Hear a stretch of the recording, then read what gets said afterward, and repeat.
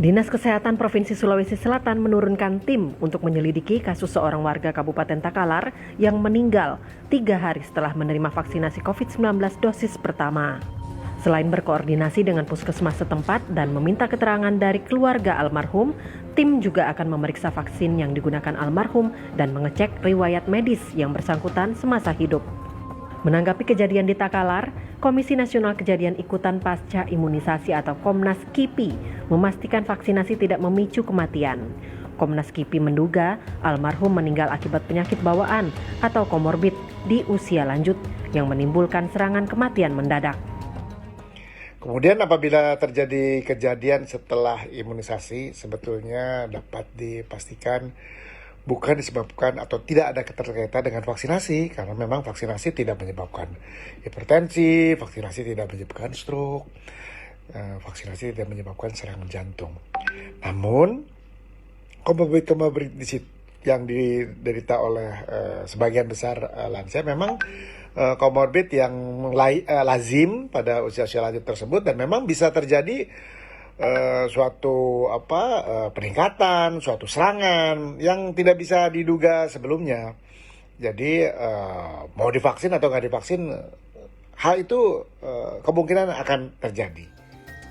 Dibanding tren pada bulan Januari 2021, angka kematian akibat COVID-19 di bulan Maret 2021 mulai menurun, namun masih menunjukkan tren yang berfluktuasi. Satgas Penanganan COVID-19 mencatat adanya perkembangan yang memburuk pada pekan ketiga bulan Maret 2021. Dalam 2 pekan terakhir, terjadi tren penambahan kematian akibat COVID-19 meningkat di sejumlah provinsi, dengan Jawa Timur mencatatkan jumlah kasus kematian tertinggi. Pada periode yang sama juga terjadi tren penurunan angka kesembuhan pasien COVID-19.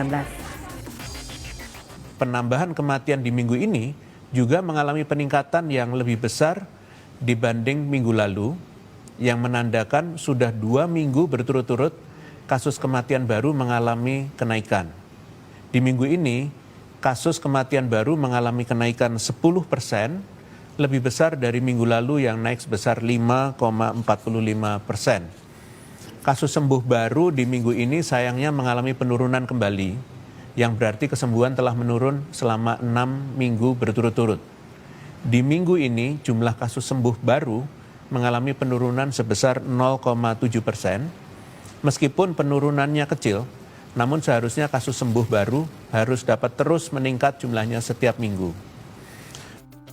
Merujuk pada data harian Satgas COVID-19, tren kematian akibat COVID-19 sempat berada pada level penambahan kasus di bawah 100 pada tanggal 14 Maret 2021. Namun pada 18 Maret melonjak hingga 227 tambahan kasus kematian.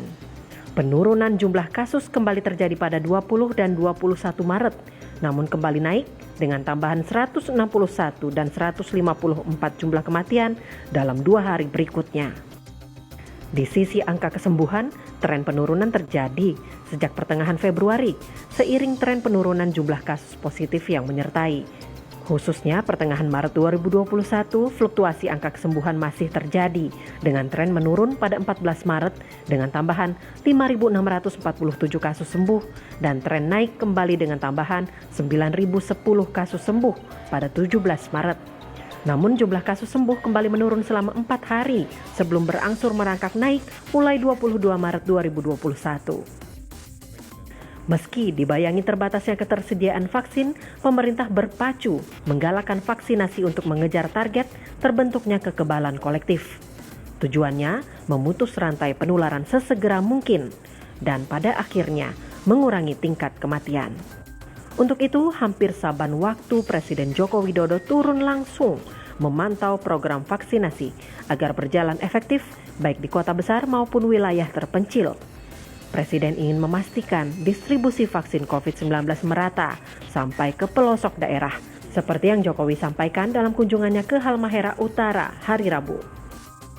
Hari ini saya datang ke Kecamatan Kau di Kabupaten Halmahera Utara, Provinsi Maluku Utara.